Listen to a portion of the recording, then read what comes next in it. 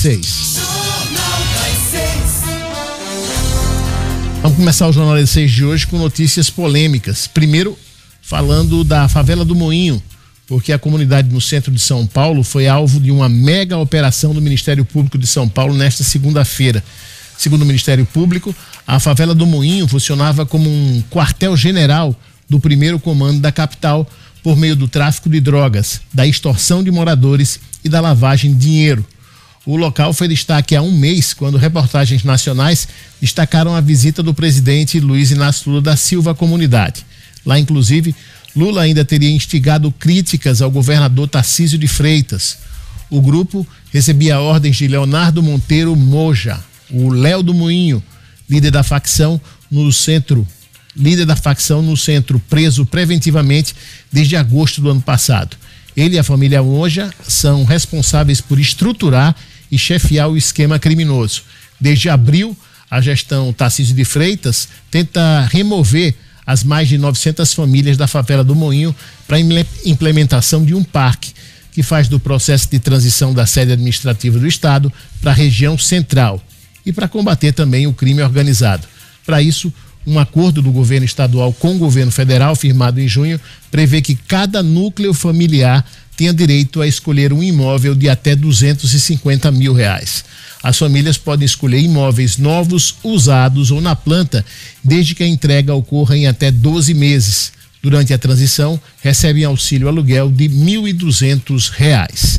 Boa noite, Gustavo Negreiros. Boa noite, Dinarte Assunção. Boa noite, Enio. Boa noite, Dinarte. Boa noite a você, amigo da 96 FM. Segunda-feira, segundou, né? E a gente começa logo a segunda-feira com a notícia dessa, porque é interessante a gente ter que relembrar essa mulher, que é chefe de facção criminosa, não líder comunitário, mas ela foi usada como líder comunitário, fez um discurso, detonou a polícia, que a polícia chegava lá maltratando, batendo neles. E eu me orgulho muito no dia ter defendido a polícia. No dia que a gente publicou essa fala, que o Lula foi lá, a gente defendeu a polícia, que não tinha nada a ver com a história que aquela mulher estava contando, que não era assim. E agora aí tá ela presa, chefe de facção. Não tem, o Brasil, pelo jeito, não tem inteligência. O Lula foi exposto a estar num palanque com uma líder de facção, segundo o Ministério Público. Obviamente ele nem a assessoria sabia disso. Não sabia, né? não vou ligar o presidente. Sem dúvida. Não sabia, mas veja que o presidente ficou exposto. Tá aí essa daí, ó, chamada no palanque, Alessandra, né? Pois é, e aí se falou da polícia. O Lula, ele sopra no ouvido de uma mulher lá no palanque para falar mal do Tarcísio. A gente também publicou isso aqui, e é muito interessante, justamente essas pessoas que criminalizam a polícia.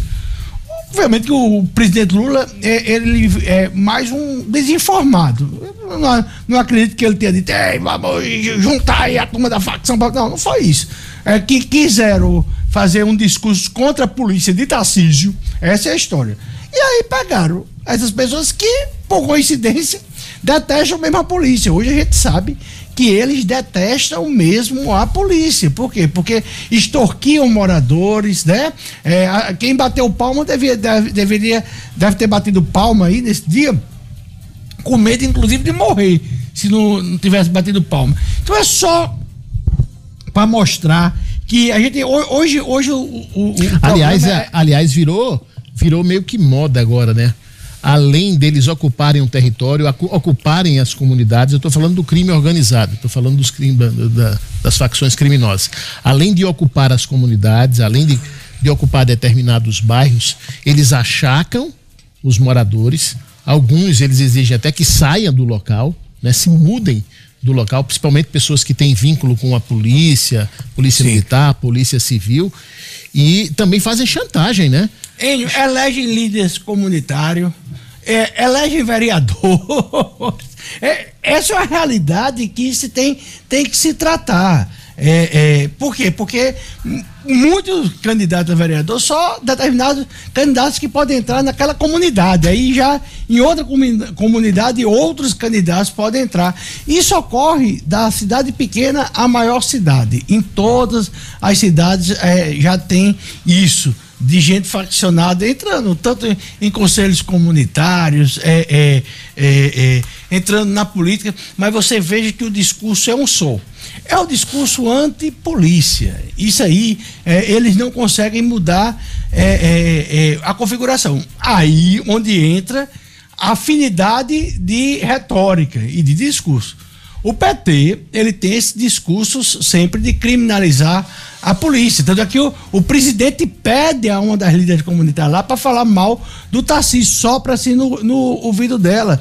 E tanto faz aqui ou lá, todos eles têm sim uma aproximação com esse discurso. Pode roubar, pode traficar, pode assassinar, pode tudo. Você só não pode dar opinião, porque aí, meu amigo, aí é crime e merece prisão perpétua. Dinarte, a reportagem do Metrópolis resgatou uma live feita pelo presidente Lula na favela do Moinho no último dia 26 de julho.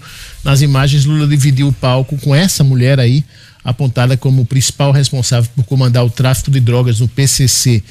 A gente já mostrou as imagens aí. O nome dela é Alessandra Moja e Yasmin Moja são mãe e filha e foram alvos de mandado de prisão na Operação Sharp, a operação que foi feita hoje pela manhã, né?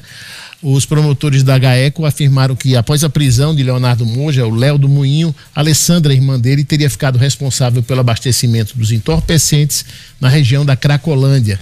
Na época, Flávia Silva, representando a favela do Moinho, afirmou, abre aspas, sou eternamente grata à nossa equipe, Yasmin, Alessandra, Janine, somos 4 mulheres de orgulho para o Moinho, porque nós lutamos até o fim, não abandonamos vocês, e se possível, se o presidente Lula autorizar, a Yasmin, a Alessandra e a G vem aqui para a gente apresentar rapidinho.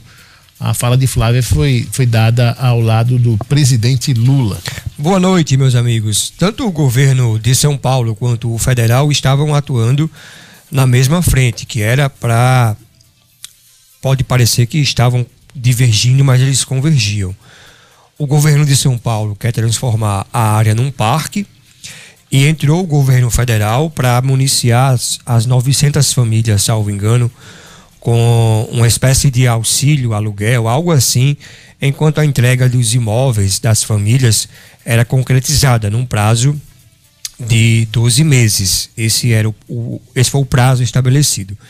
O que é que se depreende da operação que aconteceu então hoje? Enquanto o governo de São Paulo e o federal articulavam o estado de São Paulo, a parte de segurança, com a desocupação da área, e o federal para criar essas vagas de moradia para as famílias, a gente vem então a saber que a ação de algumas pessoas, incluindo essas 2 mulheres, ela era, por assim dizer, falsa. Falsa porque ela subiu no palanque do presidente lá no Moinho para endossar a ação da presidência de fornecer moradias.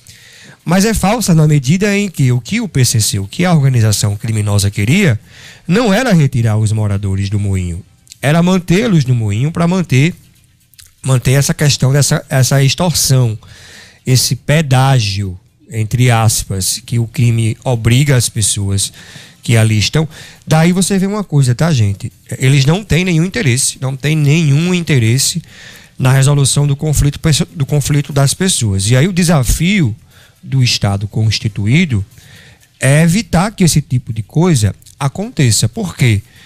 Já houve outros episódios em que pessoas associadas a organizações criminosas tiveram agendas dentro de órgãos do governo federal sob a pauta, e é importante aqui falar sobre isso de uma maneira que seja o mais honesto possível, porque tem o movimento de defesa dos direitos humanos, que faz um trabalho sério, e tem a parte podre, que é como organizações criminosas se infiltram dentro dessa luta para pleitear, não é a defesa dos direitos humanos, é para pleitear coisas do interesse criminoso.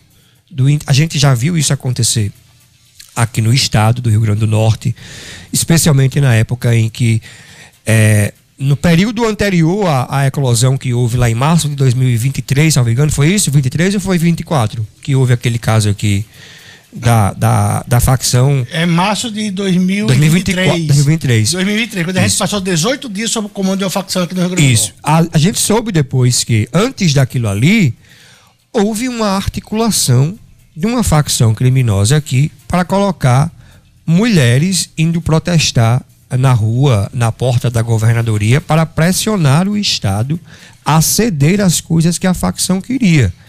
Então, esse tipo de agenda não pode ser contaminada. Não dá para que os órgãos constituídos recebam gente que tem ligação com associações criminosas e que a pauta deles se passe por defesa de direitos humanos, porque no fundo não se trata de defesa de direitos humanos, se trata da obtenção de regalias que são criminosas dentro do sistema penal. E aí especialmente a esquerda acaba tendo um prejuízo de imagem com isso, porque vai se vender a ideia de que ela está apoiando associações criminosas, o que aí, notadamente, não é o caso. O governo federal de São Paulo, aliados para tirar famílias de um lugar.